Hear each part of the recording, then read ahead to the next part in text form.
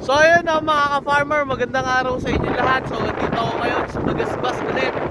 So dumaan ako dito sa Magasbas, tapos nakita ko sila kuya. Ay kuya, magandang araw sa inyo. Ayan. So ayun yung gamit nilang panghuli, no? Fish nets, yes. Tapos yan, no? Tapos ay si kuya, parang naglalagay sila ng tali, tapos pupunta siya dito, tapos pinapato niya dito.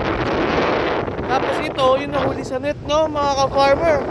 Ayan, nagalap pa yung mga isda, no? So, ayan. Oh, nagalap pa siya, oh.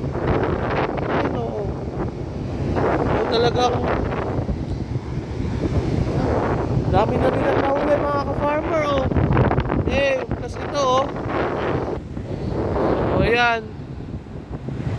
So, medyo makulimlim. Eh, paano nila nagagawa dun? Ang lamig kaya ng dagat.